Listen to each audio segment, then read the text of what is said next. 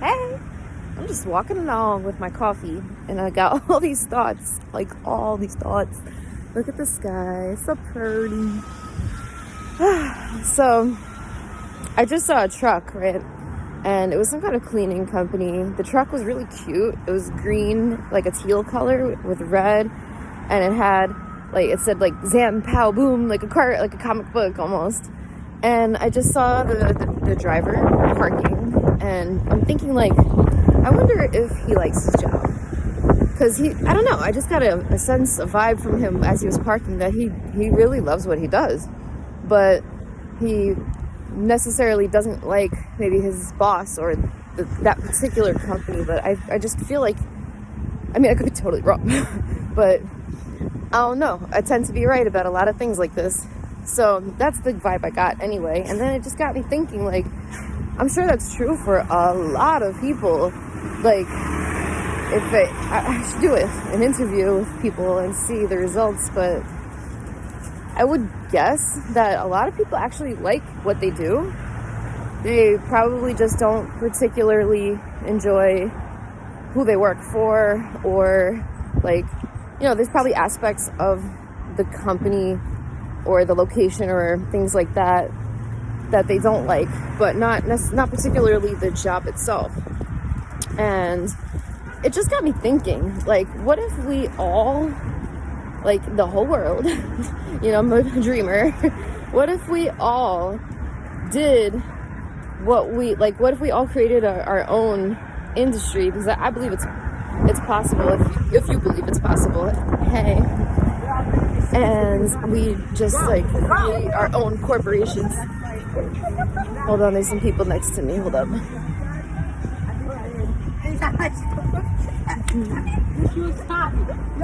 Children are silly.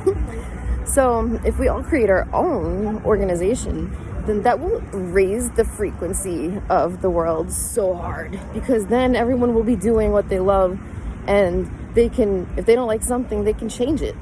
And obviously it wouldn't be possible for everyone, because there are limiting beliefs that some will just never change, and that's cool, that's perfectly okay. But it won't even matter, because enough people will do it that it will just balance everything out, like Thanos. Oh, I was watching Marvel movies. So yeah, that was one idea. And then it got me thinking again, and I'm like, you have to have a degree. A lot of people would have to have a degree to do what they want to do. For an example, let's say I wanted to coach people, right, and help them with their mental health, lifestyle, things that they want to address that they're not comfortable with, whatever, belief systems, anything like that, relationships. But I'm not a psychologist. I'm not a doctor. I don't have, at that degree level to be authorized to do that, to talk to someone professionally, officially. But if you think about it, who do we go to when we have issues? Our best friend, a parent, a professor, professors, all these people could have degrees for sure, but that's not what I'm getting at. I just mean that most people go to someone that is not a professional for help, and usually it works. It works. So Santa Claus, I gotta show you that.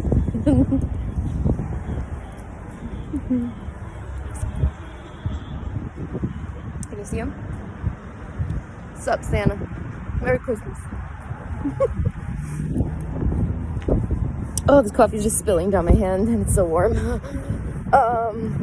Yeah, so if you go on YouTube, right, there are so many channels dedicated to that, coaching, and some of these people don't even have official high school diplomas, and they'll admit it, and they almost flex on it that they're making maybe as much or more than these professionals in the same field without a degree, without all the student loans.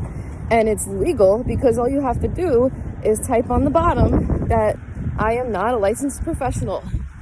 And, don't ever take my advice as anything more than entertainment purposes only, like something like that. That's all you got to do legally, and you can do the same damn thing that these professionals are doing. And that is the beauty of the internet, my friend. So that all had me thinking, and this coffee is dripping down my hand. Oh my god, the sky is so beautiful right now. I gotta show you.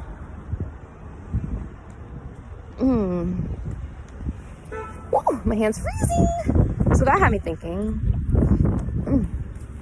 And then I was thinking about some more stuff. I was thinking about love. Just the concept of love. And like for me, and I'm sure a lot of other people, I have fell in love before. I have thought I was in love a few times, but I definitely have felt what I would describe as love. And I know what it feels like to feel that, whether you get the feeling from a movie or like a pet. And I know there's all different kinds of love, of course, but love is love. You know what it feels like if you felt it. And so that had me thinking, like, normally I just focus on one person at a time. Not like a psycho, but what I mean is that once I have developed the idea that I like someone or love someone, then that's the person. Like, I allow myself to be open to other people or other ideas, especially if that person rejects you. Like, if you're rejected and you think that it's never going to happen, why would you remain focused on that person? But sometimes we get rejected and we still do focus or think about that person because it's inevitable. It's like, you try. Everyone's jamming Christmas music right now. And, oh duh, it's Christmas. So,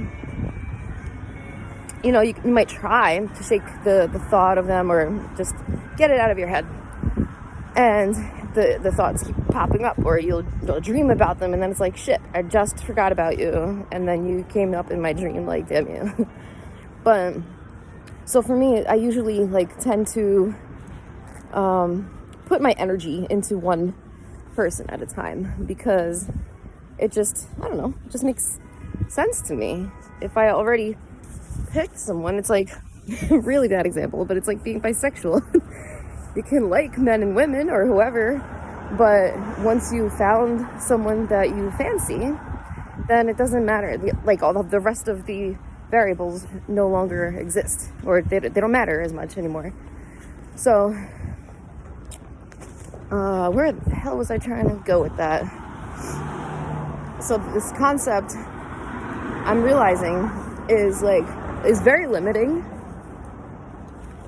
Because, like, as a single woman, I have definitely come across some people in my life that I thought were going to be, like, my person, my partner in life. And I was very wrong every time. But I also was not my complete whole self yet, if that makes sense. So I can understand why those people were not matches, because then and now I'm not two different people, but I'm more myself now than I was before. So we wouldn't be aligned in that way. All that to say that practicing the idea of love is what draws it to you. It's like, what if you did run across this person that is your person? That's the best way I could say it. And you don't even know, and you just walk past each other, and you don't even know, because you don't even know what that feeling would feel like if you walked into it. And that feeling doesn't come from another person.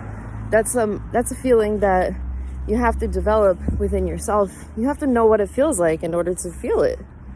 It's like happiness. Like, bad example again, really bad with examples right now, but if you think that heaven is like the best place ever and you can't wait to get to heaven, right? And then when you get there, you realize that you're still you, just in heaven. That's like if you go on vacation and you're miserable inside, then when you get to this beautiful island, you're just now going to be miserable on a beautiful island.